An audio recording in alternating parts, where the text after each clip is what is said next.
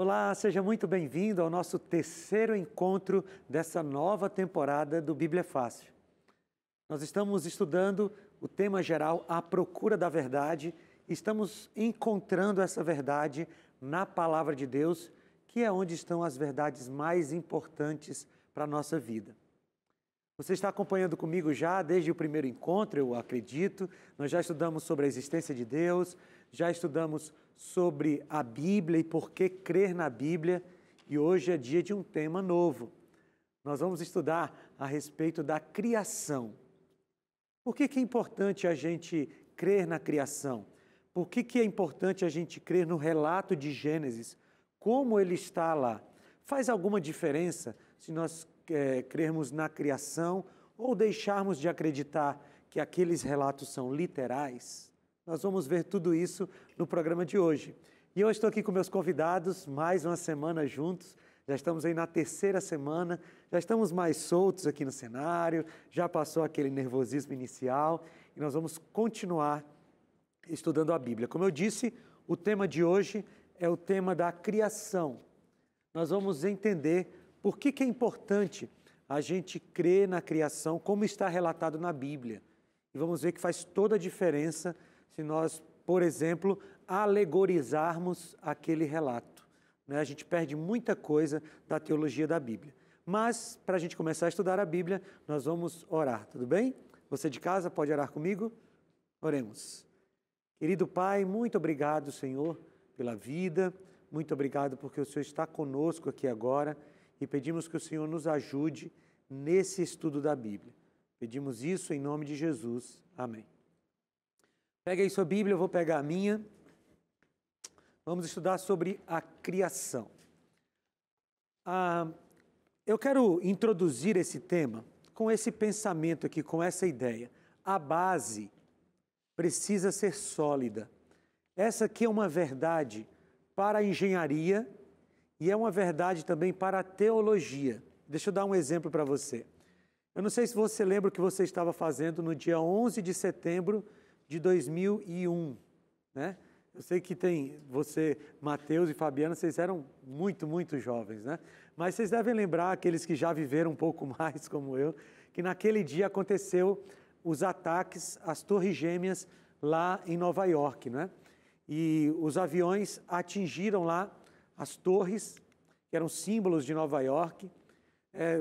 Um avião atingiu a primeira torre e cerca de 18 minutos depois, se eu não me engano, o segundo avião atingiu a segunda torre.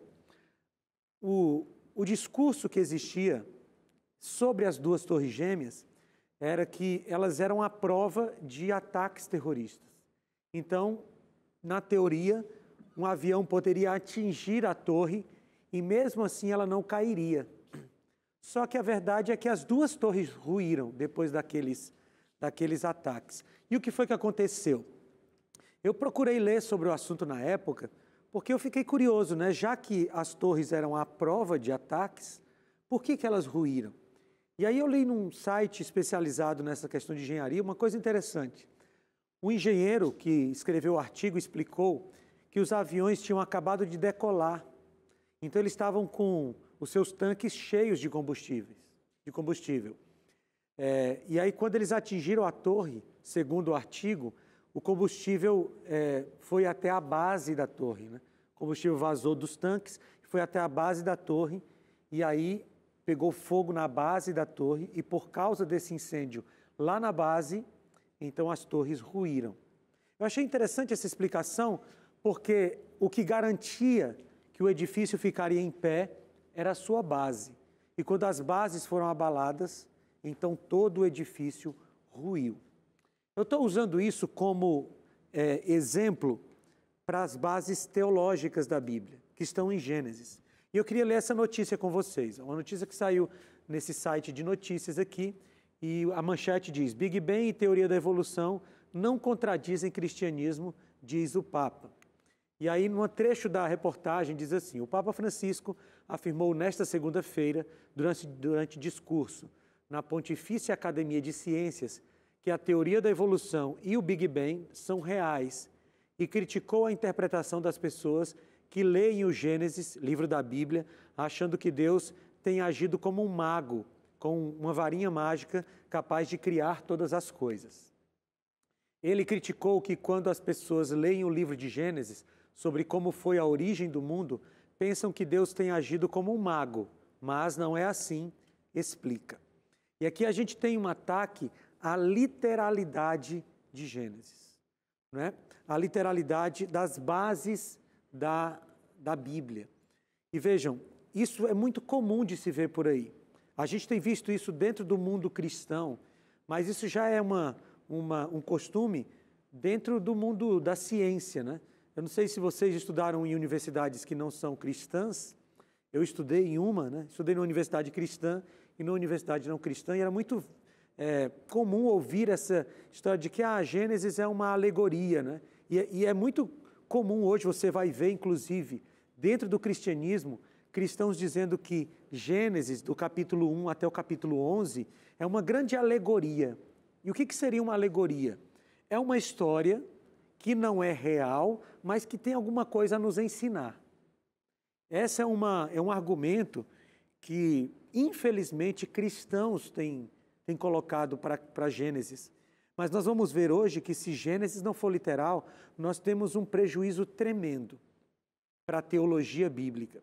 Inclusive, alguns cristãos estão migrando para uma forma alternativa de explicação, chamada de evolucionismo teísta. O que seria o evolucionismo teísta? Eles defendem que a evolução, o processo evolucionário é real e que Deus teria conduzido esse processo. É uma forma de, talvez, juntar o que a ciência, parte da ciência defende. É bom dizer que não são todos os cientistas que são evolucionistas, mas juntar o que parte da ciência defende com uma ideia religiosa. Então se criou isso que se chama de evolucionismo teísta, que Deus teria conduzido a evolução. Mas não é isso que a Bíblia diz. Vamos lá, nós vamos ver aqui na Bíblia o que a Bíblia fala sobre essa criação. Gênesis capítulo 1, versículo 1, versículo muito conhecido, já foi citado aqui lá no nosso primeiro encontro, mas aqui tem o texto base da Bíblia, da teologia bíblica. No princípio, Deus criou os céus e a terra. E a palavra Deus aqui é a palavra Elohim, no hebraico, que é plural. Né? Toda vez que a gente vê uma palavra no hebraico com essa terminação im, né? Ela provavelmente indica o plural. Então aqui tem no princípio que criou Elohim os céus e a terra, como uma indicação de que quem estava no processo da criação era Deus nas suas três pessoas. Nós vamos estudar isso um pouco mais à frente, mas o nosso Deus, segundo a Bíblia, é Pai, Filho e Espírito Santo, que formam um Deus. Três pessoas que formam um Deus. E a Bíblia diz que quem criou os céus e a terra foi Deus. Aqui o texto, no princípio Deus criou os céus e a terra. Agora, uma outra informação importante para a gente construir o nosso argumento. Por intermédio de quem Deus criou todas as coisas? Ou seja, quem é o agente criador? Quem foi aquele que colocou a mão no barro para criar os seres humanos e falou para o restante criar? Vamos lá, João, capítulo 1, o Evangelho de João. E esse é um texto muito importante para a teologia bíblica. João, capítulo 1, versículos 1 a 3. João 1, 1 a 3. Fabiana, você encontrou? Pode ler para a gente, por favor. João 1, 1 a 3. No princípio era o Verbo, e o Verbo estava com Deus, e o Verbo era Deus. Ele estava no princípio com Deus. Todas as coisas foram feitas por intermédio dele, e sem ele, nada do que foi feito se fez. Faz o favor, lê o 14 também. 14. E o Verbo se fez carne e habitou entre nós, cheio de graça e de verdade, e vimos a sua glória, glória como do unigênito do Pai. Muito bem, então olha, lá no versículo 1 diz, no princípio era o Verbo estava com Deus e o Verbo era Deus. Quem é esse Verbo? O versículo 14 explica, o Verbo é aquele que se fez carne e habitou entre nós, Jesus. Então lá no princípio estava o Verbo, Jesus Cristo, tá bom? Agora vamos para Hebreus. Você avança um pouquinho mais na sua Bíblia. Hebreus fica pertinho de Tiago lá. Hebreus capítulo 1, versículos 1 e 2. Hebreus capítulo 1, versículos 1 e 2. Eu vou ler esse texto para vocês. Olha o que diz o apóstolo Paulo aqui, que eu creio foi quem escreveu Hebreus. Diz assim: há muito tempo, Deus falou muitas vezes e de várias maneiras aos nossos antepassados por meio dos profetas. Mas nesses últimos dias falou-nos por meio do Filho, a quem constituiu o herdeiro de todas as coisas e por meio de quem fez o universo. Então, essa resposta aqui é uma resposta fundamental para o cristianismo. Lá no início, no princípio, Deus estava presente na criação, nas suas três pessoas, né? Pai, Filho e Espírito Santo. Deus estava lá. Mas o agente criador, o agente ativo da criação foi Jesus Cristo. Ele foi aquele que disse, haja luz, foi ele que disse que surjam os animais, a relva, e foi ele que colocou a mão no barro para nos criar. E é interessante pensar nisso, porque foi ele quem nos criou e depois foi ele quem foi para a cruz nos redimir. Ele é aquele que se relaciona pessoalmente conosco e que, quando voltou para o céu depois da sua encarnação, deixou o Espírito Santo para que cuidasse de nós. Quer falar? Pode falar. É a primeira vez que eu ouço essa forma Sim. de unir o Evangelho com o Antigo Testamento. Sim. E realmente, para mim, é uma novidade. Que bom. E isso mostra que nós estamos pequenininho demais na nossa forma de ver a criação. E é importante demais a gente entender e melhorar mais ainda a nossa percepção da forma real como aconteceu.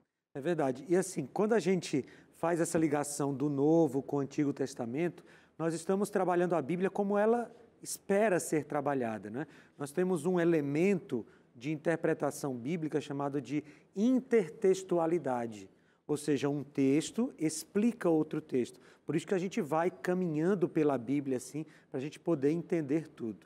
Mateus, eu vi que você pegou o microfone aí. Peguei até um pouco antes do senhor começar a falar, porque é basicamente sobre isso que eu queria perguntar, né? Porque a gente tem várias formas de estudar hermenêutica, exegese bíblica, e a intertextualidade é importante, como o seu Wester colocou perfeitamente. E eu queria saber se essa interpretação que a gente faz literal em Gênesis, a gente vai fazer, continua fazendo na Bíblia inteira, ou a gente vai mudando o tipo de interpretação de acordo com o que é nos passado pelos evangelistas, pelos escritores, né? Inspirados sempre pelo Espírito. Sobre a criação, a Bíblia inteira trata como literal. A gente vai ver mais na frente Jesus tratando a criação como literal, Paulo tratando a criação como literal, João tratando a criação como literal. É lógico que na Bíblia nós temos textos que são simbólicos, especialmente os textos proféticos de Daniel, de Apocalipse, mas na Bíblia a criação é tratada literalmente de Gênesis a Apocalipse, em todo o tempo, tá bom? Vamos dar uma pausa agora, porque nós temos uma amiga que vai entrar aqui agora, conhecida de vocês, para nos dar um presente. É a Suzaene, a nossa apresentadora do programa Entre Família, que acontece ao vivo ali todas as tardes. Suzaene, seja bem-vinda. O que você traz aí para a gente? Obrigada, pastor. Eis que trago boas novas. Oi para vocês que estão aqui. Olha só o que eu trouxe. Eu trouxe um presente muito especial, feito com muito carinho para o pessoal de casa, à procura da verdade. A gente sabe que a verdade liberta, né, pastor? E nada como ter isso aí em casa para estudar. Eu sei que aqui no Bíblia Fácil vocês aprendem tudo com o pastor Felipe Amorim, porque ele é, afiadíssimo. Mas esse material a gente preparou com muito carinho e graças ao Anjo da Esperança chega na sua casa de maneira gratuita, não custa nada, absolutamente nada. Você não paga nada pelo material, nada pelo envio. E embora você aprenda muita coisa aqui, nada como ter esse material em casa, né, pastor? Suzane, é bom falar que esse material é um material didático aqui da nossa temporada. Então, cada capítulo corresponde a cada encontro nosso aqui. Então, as pessoas podem pedir e vão poder acompanhar conosco assim. Mas como é que pede, Suzane? É muito fácil. Nesse momento estão passando todos os nossos contatos. Você pode ligar, você pode mandar o WhatsApp. E é só você falar: oi, eu quero receber o curso A Procura da Verdade. E daí a nossa equipe, com muito carinho, vai entrar em contato, pegar o seu nome, o seu endereço certinho. E em determinado momento essa revista vai chegar na sua casa. E o que eu gosto de comentar é o seguinte, pastor: de repente quem está escutando a gente já recebeu, está lá acompanhando junto com o senhor, né, marcando tudo. Mas você conta essa boa nova para uma amiga, para a família, manda no grupo do WhatsApp dos seus amigos, da sua família, enfim, e fala que esse curso a TV Novo Tempo está oferecendo com muito carinho, e daí essas pessoas que você ama, que você acha que é super importante que elas conheçam a verdade, vão receber esse material aí também. E é como você disse, né? São os temas que você está ensinando aqui, temas cruciais, super importante. Hoje mesmo você está falando sobre a criação. A criação, que é o tema 3. São 15 temas sensacionais para você estudar e você vai responder, vai refletir e reforçar o aprendizado aí na sua casa. Obrigado, Suzane. Obrigado por ter vindo, viu? Que Deus abençoe você. Amém. E você aí peça a sua revista. Você pode entrar agora, por exemplo, no site novotempo.com/Bíblia Fácil. novotempo.com/Bíblia Fácil. Aliás, coloca esse link aí, depois copia o link e manda no grupo da sua família para o pessoal pedir a revista, porque ela vai de graça para a sua casa, tá bom? Muito bem, vamos avançar aqui no nosso estudo, que a gente tem muita coisa para ver hoje. Aqui estão os textos que nós acabamos de ler. E vamos lá, Isaías 45:18 vai nos ajudar a entender qual o objetivo de Deus ao criar a terra. Acho que alguém até perguntou no outro programa, né? Por que Deus criou? Qual era o objetivo dele? Isaías, capítulo 45, versículo 18. Isaías 45, 18. Tem um texto que nos ajuda a entender por que Deus criou. Cláudia, você encontrou aí? Encontrou? Você pode ler para a gente? Isaías 45, 18. Porque assim diz o Senhor, que criou os céus, o Deus que formou a terra, que fez e estabeleceu, que não o criou para ser um caos, mas para ser habitada. Eu sou o Senhor, e não há outro. Veja que coisa interessante, a Bíblia diz que Deus criou a terra para ser habitada. Então, quando Deus concebeu a ideia, em algum momento da eternidade, de criar um planeta ou um sistema, né, como é o nosso sistema solar, Ele concebeu a ideia de criar o planeta, mas de habitá-lo, ou de colocar habitantes nele. Então, a criação do ser humano foi a joia da criação. Deus criou toda aquela casa bonita para colocar o ser humano dentro dela. Esse foi o objetivo de Deus. Muito bem, agora eu quero fazer um desafio com você. Nós vamos ler o relato da criação, ok? Porque a gente está estudando a criação, vai lá para Gênesis capítulo 1. Nós vamos investir um pouquinho do nosso tempo aqui, lendo o relato da criação. Gênesis capítulo 1. Todos abram aí em Gênesis capítulo 1, e aí nós vamos ler trechinho por trechinho para a gente ir identificando os dias da criação e o que o que foi criado em cada um, tá bom? Então, Weston, você pode começar de Gênesis 1:1, você pode ler o 1, versículo 1 e o versículo 2? Pega o microfone, por favor. Lê o versículo 1 e o versículo 2. No princípio, criou Deus os céus e a terra. A terra, porém, estava sem forma e vazia. Havia trevas sobre a face do abismo, e o Espírito de Deus pairava sobre as águas. Muito bem, então veja aí há um momento que Deus cria os céus e a terra, a matéria, ok? Mas ele ainda não tinha começado a semana da criação. E aí alguns estudiosos defendem a ideia de um intervalo entre o versículo 2 e o versículo 3, o que justificaria uma idade avançada da matéria, né? Porque pode haver aí milhões de anos entre o versículo 2 e o versículo 3, para Deus isso não seria nada, porque Deus é eterno, né? Mas a gente não sabe precisar quanto tempo aconteceu entre o versículo 2 e o versículo 3. Então vamos agora começar a semana da criação, ok? Helenilda, você pode ler o versículo 3, o 3, o 4 e o 5, é o primeiro dia. Pode pegar o microfone, por favor. Disse Deus, haja luz, e houve luz. Deus viu que a luz era boa, e separou a luz das trevas. Deus chamou a luz de dia, e as trevas chamou noite. Passaram-se a tarde e a manhã, esse foi o primeiro dia. Primeiro dia. Veja a linguagem para falar de tarde e manhã. Né? Tarde aqui diz respeito à parte escura do dia, e manhã a parte clara do dia. Então o dia começava com a tarde e depois a manhã. Começava com a parte escura e depois a parte clara. Essa é a contagem do dia do ponto de vista bíblico. Começa com a parte escura, ali é o pôr do sol, e termina no outro pôr do sol, tá bom? Então aqui no primeiro dia, ele disse, haja luz e houve luz. Ele separou o dia e a noite. Vamos para o segundo dia. Cláudia, na sequência, você pode ler? Versículos 6 até o versículo 8. E disse Deus, haja firmamento no meio das águas, e separação entre águas e águas. E fez, pois, Deus o firmamento, e a separação entre as águas debaixo do firmamento, e as águas sobre o firmamento, e assim se fez. E chamou Deus ao firmamento céus. Houve tarde e manhã, o segundo dia. Muito bem, então nesse segundo dia, ele criou o que a gente chama de céu atmosférico, né, com os astros, o que a gente consegue ver. E aí está aí o segundo dia, houve tarde e manhã, o segundo dia. Mateus, lê para a gente o terceiro dia, por favor. A partir do 9. Disse também Deus, ajustem-se as águas debaixo dos céus num só lugar, e apareça a porção seca. E assim se fez. A porção seca chamou Deus terra, e ao juntamento das águas, mares. E viu Deus que isso era bom.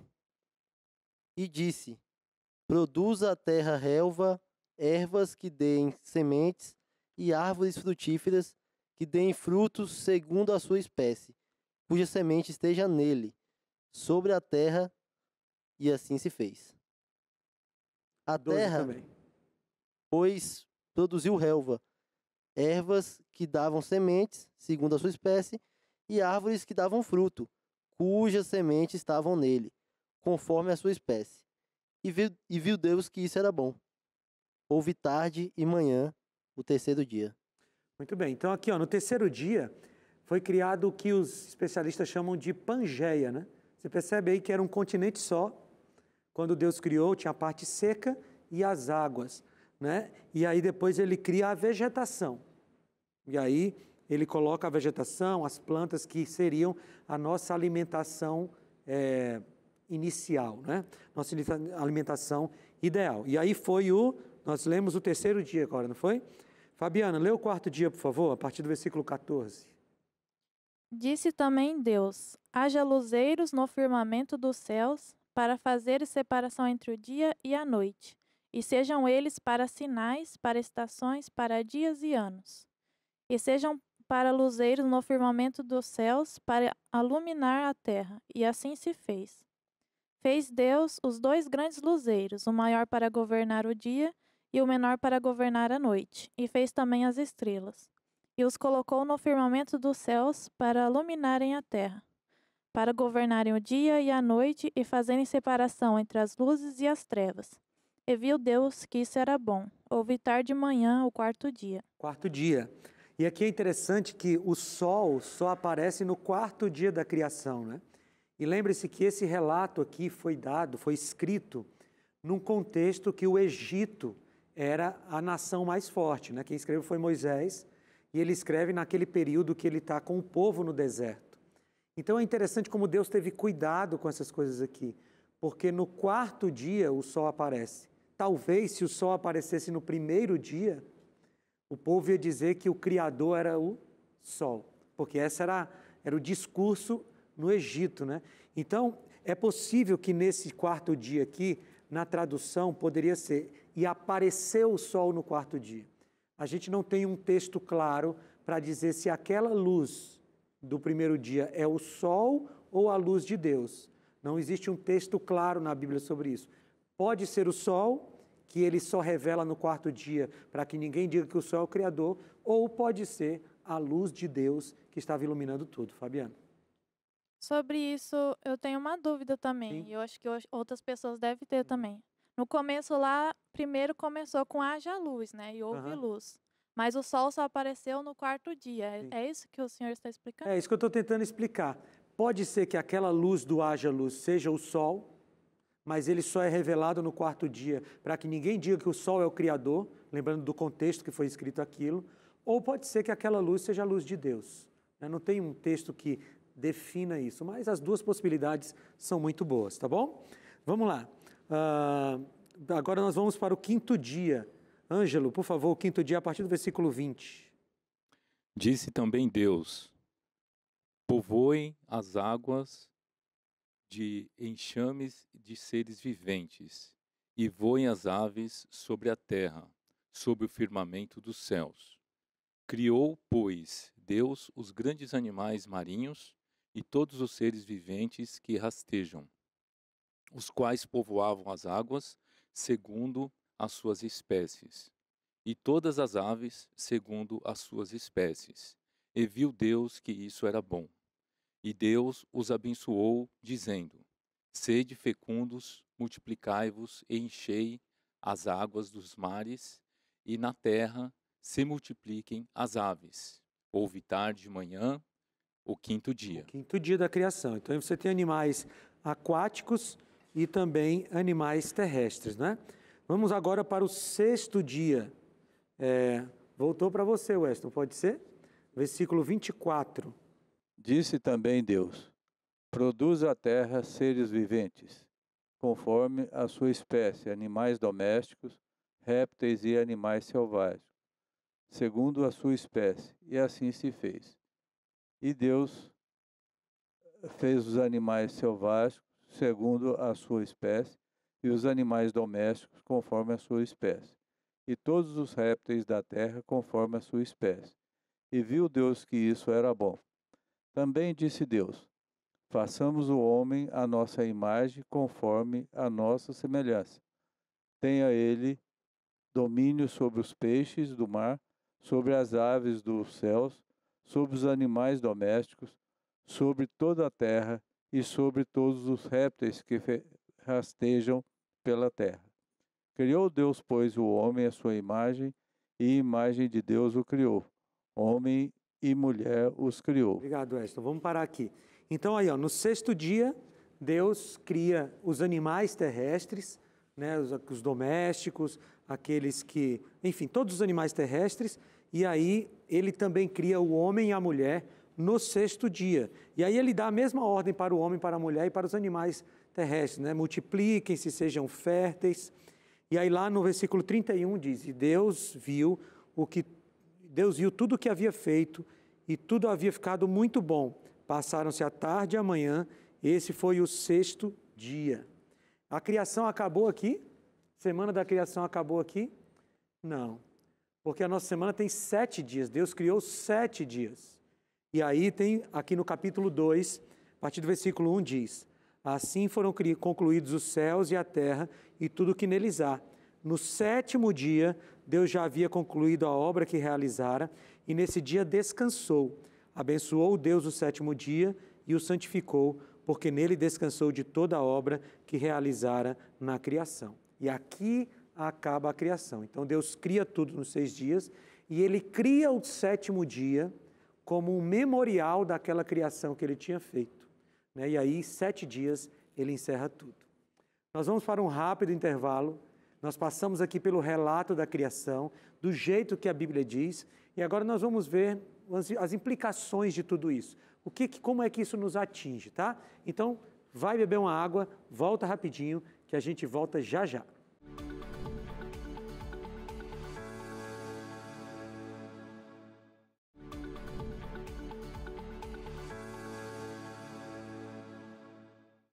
Estamos de volta com o seu Bíblia Fácil. Vamos continuar estudando a criação. Mas antes de estudarmos a criação, eu quero te oferecer mais uma vez esse presente especial. É a revista A Procura da Verdade. Essa revista é o material didático desse nosso estudo aqui. Ela tem 15 capítulos, cada capítulo correspondendo a um dos nossos encontros aqui no Bíblia Fácil, A Procura da Verdade. Então lá tem a explicação, tem os textos bíblicos, você pode, se por acaso eu falar muito rápido aqui, você não conseguir pegar uma informação, você consegue pegar aqui. É um material preparado especialmente para que você possa aprofundar o seu conhecimento da Bíblia. E ele pode ir para a sua casa de graça. É só você entrar nesse site agora, novotempo.com/Bíblia Fácil. novotempo.com/Bíblia Fácil. Ou você pode mandar uma mensagem para esse WhatsApp que está aparecendo aqui na tela, e aí você vai receber um link de volta. Você clica no link, faz o seu cadastro, pode colocar lá seus dados com tranquilidade, que a gente cuida muito bem deles aqui, tá bom? É nome, endereço, CPF, a gente usa só para enviar a sua revista. E aí você vai receber em alguns dias pelo correio, sem pagar nada, é um presente nosso, essa revista que vai para a sua casa, tá bom? novotempo.com/Bíblia Fácil. E eu quero aproveitar e dar duas informações importantes para você. Primeiro, é que eu preciso agradecer ao pessoal do Espaço Viva, ao Raul e toda a sua equipe que estão hospedando aqui os nossos convidados, dando uma alimentação deliciosa. Jantei lá no último domingo, muito boa comida. E o Espaço Viva é um espaço para você cuidar da sua saúde. Você pode conhecer mais entrando aqui nos contatos que estão na tela, tá bom? E eu também quero dizer para você que se você quiser vir participar conosco aqui do Bíblia Fácil, se quiser aqui estar no nosso cenário, é só você entrar no link novotempo.com/Participe Bíblia Fácil. novotempo.com/Participe Bíblia Fácil. E você faz a sua inscrição e aí fique em oração para ser escolhido e a gente vai ter a alegria de ter você aqui, tá bom? Vamos voltar, porque agora nós vamos entrar na segunda parte do nosso estudo. Lá no primeiro bloco, nós passamos por todo o relato da criação. E nós vimos que a Bíblia trata esse relato como literal. Agora, quais seriam os prejuízos teológicos? Quais seriam os prejuízos para o cristianismo se esse relato não for literal? Antes da gente entrar, a Helenilda quer fazer uma pergunta. Pastor, como o senhor disse, aqui na semana da criação, o início dos dias se dava pela tarde. Sim. Tarde e manhã. Esse foi um dia, o segundo dia, o terceiro dia. A gente vê lá em Daniel, né, a respeito, em 7:25, quando ele fala daquele poder Sim. que ia atentar contra o Altíssimo, mudaria o tempo e as leis. E a história mostra que realmente alguns poderes já fizeram isso, Sim, né? tentaram Quando que se deu, e quando ele fala aqui, eu não sei se tem pertinência a minha pergunta, mas quando ele fala em Daniel que vai mudar o tempo, ele está se referindo a esse tempo de definição do que era um dia, o início do dia? Então, com relação à lei, né? Mas a lei é Jesus. Essa mudança de tempos e leis não é uma mudança que ele está falando exatamente do horário do dia, né? Essa mudança do horário do dia aconteceu já no Império Romano, quando Júlio César passou a considerar o calendário juliano. E aí eles colocaram o início do dia para meia-noite, né? Mas esse tempos e leis está mais ligado com questões proféticas do que com questões de horário do dia, né?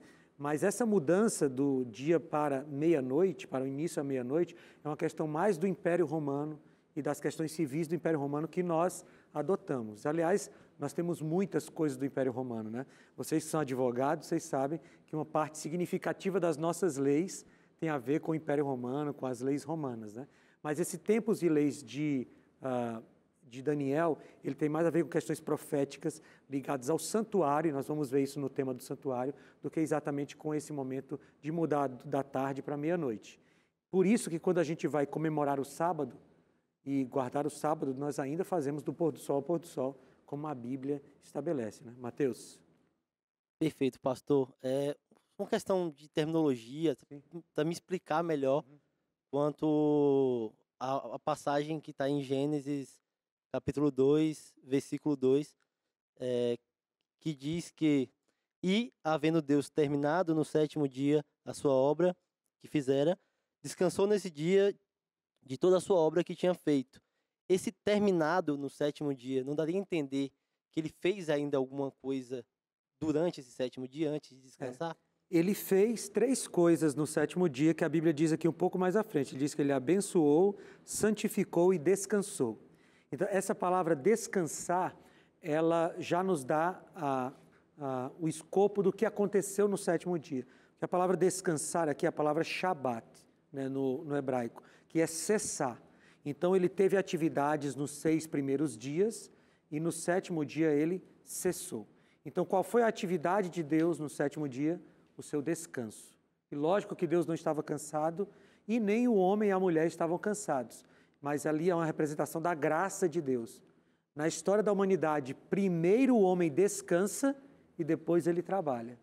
Para mostrar que o descanso tem mais a ver com o seu descanso em Deus do que exatamente com o descanso físico, né? Então, no sétimo dia, ele fez o Shabat, o seu cessar do trabalho. Por isso que ele não criou nada no sétimo dia. Vamos lá, mais 10 verdades bíblicas se Gênesis não for literal. O que nós vamos perder? Primeiro ponto, nós perdemos a doutrina da criação. Se Gênesis não foi literal, não houve criação. Não houve, no princípio, criou Deus os céus e a terra. E veja, por que o inimigo de Deus ataca tanto a literalidade de Gênesis? Porque ele ataca diretamente a Cristo. Nós vimos no começo do nosso estudo que quem foi o agente criador? Jesus.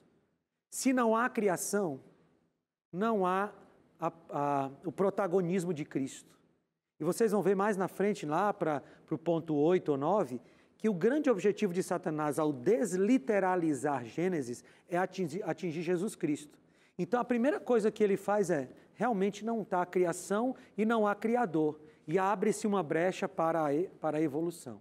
Então o primeiro ponto que nós perdemos na doutrina bíblica, na teologia bíblica, é a criação. Ok? Segundo ponto, nós perdemos toda a base para o sábado. Porque se Gênesis não for literal, nós não temos como defender a doutrina do sábado que está em todo o restante da Bíblia. O que eu queria que vocês entendessem é o seguinte, lembra da metáfora da base lá que eu comecei? Se a gente destrói a base da Bíblia, que é a Gênesis, a criação, todo o resto vai ruir. Eu gosto de uma autora chamada Nancy Pearce. Ela escreveu um livro chamado Verdade Absoluta. E ela diz assim, o cristianismo não começa com aceite Jesus como seu salvador. O cristianismo começa com, no princípio, criou Deus os céus e a terra. Porque o cristianismo está aqui, no início. Então a gente perde a base para o sábado. Se Gênesis não for literal, nós perdemos a base para uma família heterossexual e monogâmica. Porque onde é que está o modelo familiar de Deus? Em Gênesis. Ele criou um homem para uma mulher, Adão para Eva. Então, o modelo familiar de Deus está em Gênesis capítulo 2, versículo 18. E se Gênesis não for literal, nós perdemos a base para defender essa doutrina bíblica. E aí abre-se espaço para qualquer coisa que queiram colocar no lugar. Então, Gênesis precisa ser literal. Quarto ponto, nós perdemos a base para defender o sexo apenas após o casamento. Porque lá diz em Gênesis 2:24, deixa o homem pai e mãe, se une à sua mulher e ambos se tornam uma só carne. Uma só carne é a expressão bíblica para o ato sexual após o casamento. A base dessa doutrina está em Gênesis. Se a gente não tem Gênesis literal, não tem base para essa doutrina. E aí a liberação sexual que a gente vê por aí se justifica. Quinta coisa que a gente perde se Gênesis não for literal, o estado do homem na morte.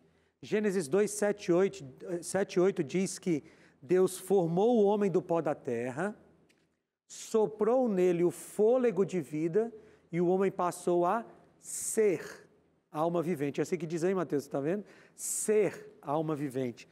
Deixa eu falar uma coisa para vocês, o homem não tem uma alma, o homem é uma alma. Já tinha prestado atenção nisso na sua Bíblia? Segundo a Bíblia, o homem não tem uma alma. O homem é uma alma. Formado pelo quê? Pó da terra, mais fôlego de vida. Só que se a Gênesis não for literal, nós não temos base para dizer que não tem vida após a morte, que não tem comunicação com os mortos, porque a base está aqui. A gente perde o chão sobre o qual essa doutrina está alicerçada. Sexto ponto que a gente perde a base se Gênesis não for literal. a trindade e o monoteísmo. Lá está Gênesis. No princípio criou Elohim, os céus e a terra. E Gênesis 1:26 diz, façamos o homem à nossa imagem. Deus está conversando com mais de uma pessoa. E ele não está conversando com os anjos, porque ele não precisava pedir nada aos anjos. Façamos o homem à nossa imagem.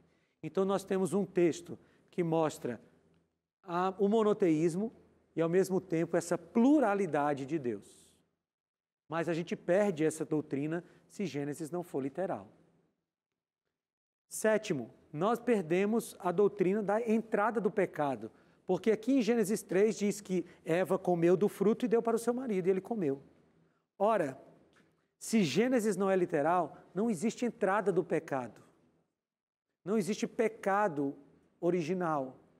E se não existe pecado original, olha o próximo ponto. Não precisa de plano da redenção.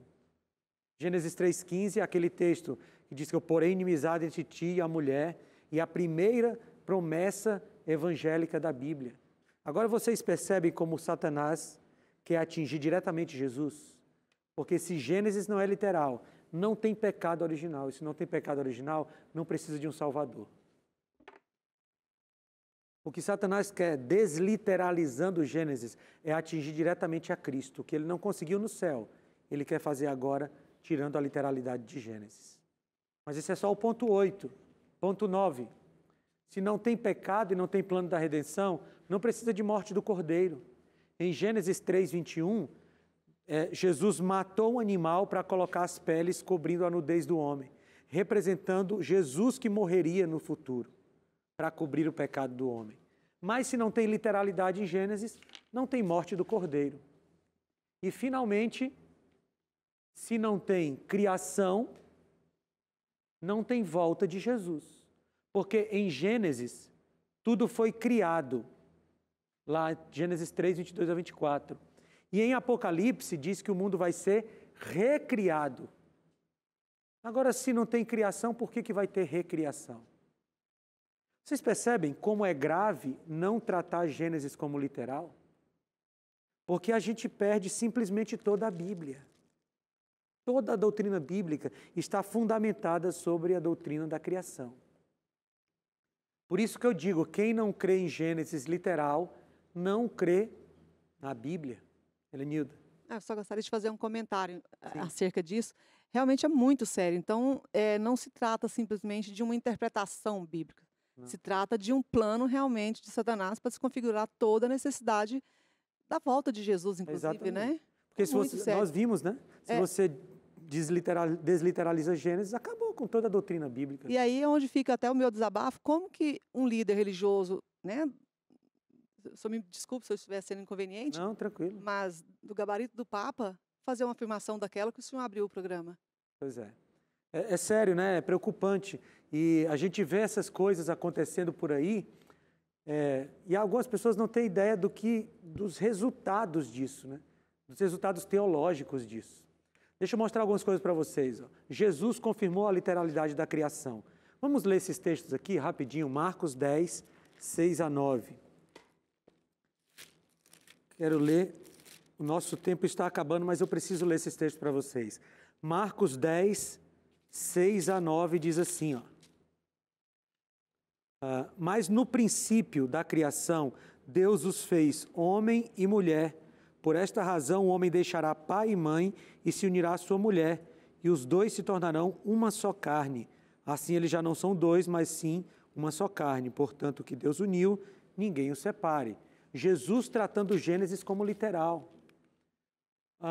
Olha aqui, Jesus confirmou o dilúvio em Mateus 24, 37 a 39. Olha o que diz esse texto. Como foi nos dias de Noé, assim também será na vinda do Filho do Homem. Pois nos dias anteriores ao dilúvio, o povo vivia comendo e bebendo, casando-se e dando-se em casamento, até o dia em que Noé entrou na arca. E Jesus trata o dilúvio como literal. Paulo confirmou a literalidade da criação em 1 Timóteo 2, 13 e 14. Ele diz, porque primeiro foi formado Adão e depois Eva. Paulo confirmou a literalidade. João confirmou a literalidade de Gênesis em Apocalipse 22, 2, quando ele diz que na cidade santa, de cada lado do rio, estava a árvore da vida.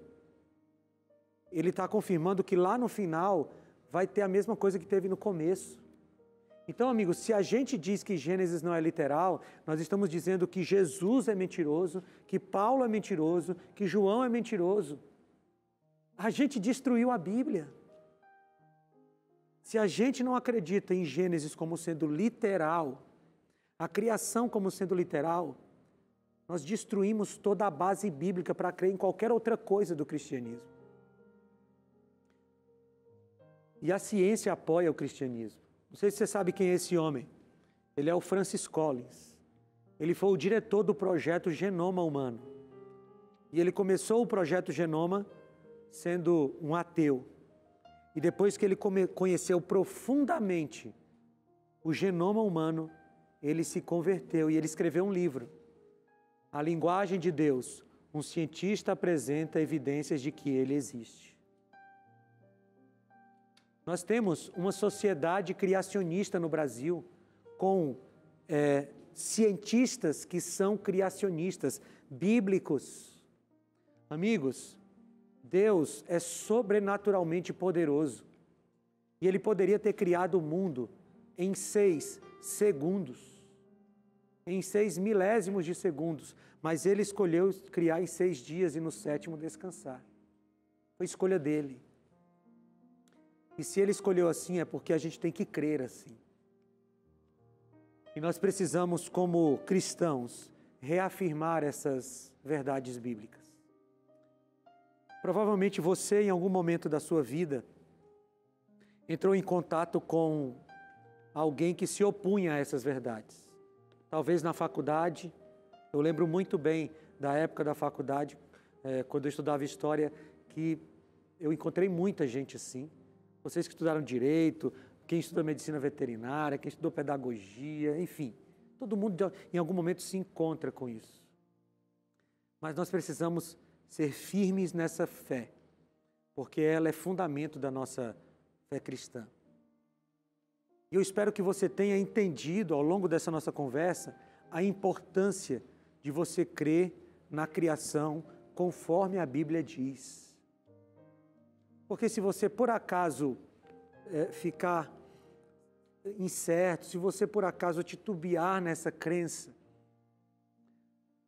você vai colocar em xeque toda a sua vida espiritual. Você vai colocar em xeque todo o cristianismo que você deve viver. Sabe, o nosso Criador, Ele será o nosso recriador. Crer que um dia Deus fez tudo a partir da sua palavra, nos dá força para crer que um dia Ele fará tudo novo de novo através da sua palavra. E Ele pode fazer isso hoje na sua vida. Que tal você decidir que vai crer na criação literal, como a Bíblia diz? Faça isso enquanto você ouve essa música.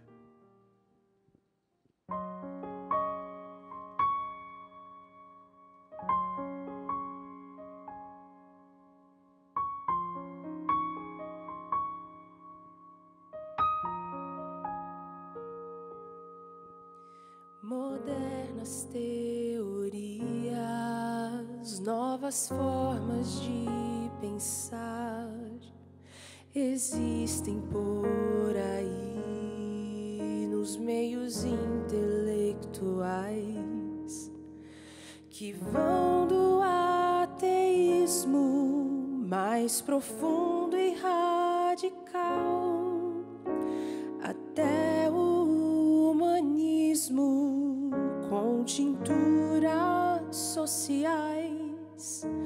E hoje mesmo a crença tenta se modificar e quer que o homem seja o fim de sua pregação, senhor dos seus problemas, dos seus sonhos e ideais, buscando aqui e agora a total libertação. No entanto,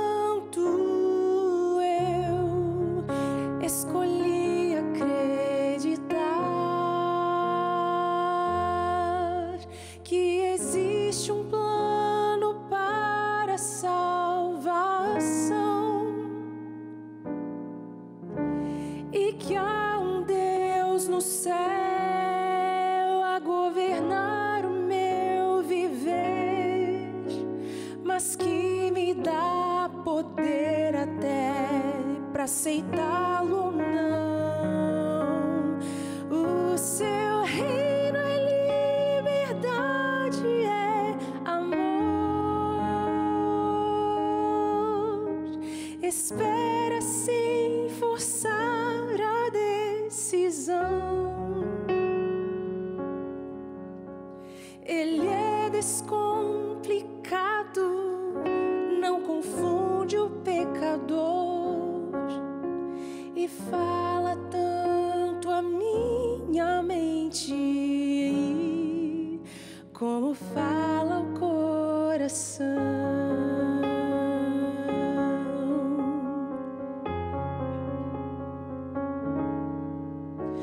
O ser humano hoje só se volta para si, buscando atender necessidades essenciais, mas sem levar em conta que há uma vida superior que poderá suprir os seus anseios mais reais.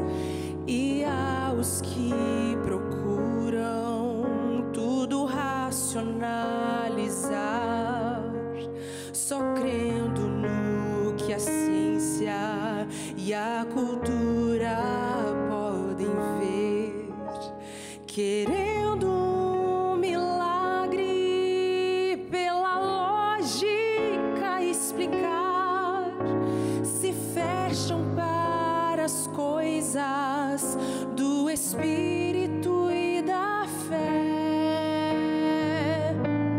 No entanto, eu escolhi acreditar, esperar assim em meu Jesus.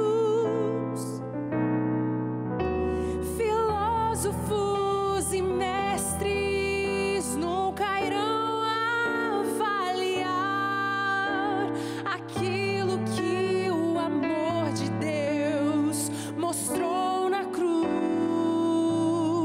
O meu Deus é poderoso e é real. Só nele eu encontrei, enfim, perdão. Prefiro depender de sua força sem igual e quero ter então por ele transformado o coração. E quero ter então por ele transformado o coração.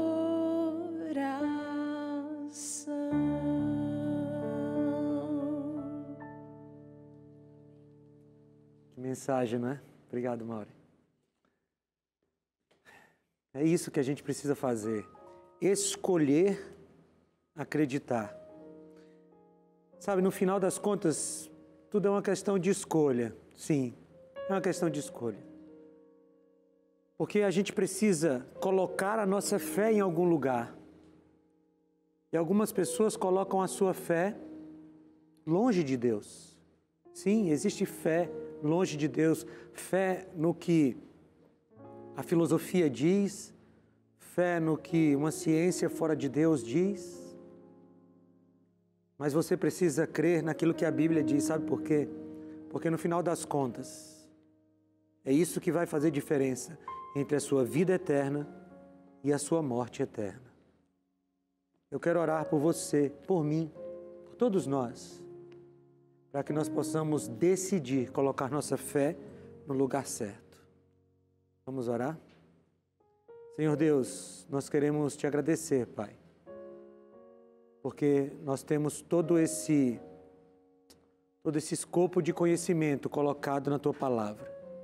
E nós decidimos hoje que nós vamos crer no relato da criação conforme a Bíblia diz, porque nós queremos toda a teologia bíblica, Senhor Deus. Nós queremos o Senhor, nós queremos a Tua salvação. Deus, por favor, nos dá esse poder de crença. Nós te pedimos isso, Senhor, não porque nós tenhamos méritos, mas nos méritos do nosso Criador e Salvador, Jesus Cristo. Amém, Senhor Deus. Amém.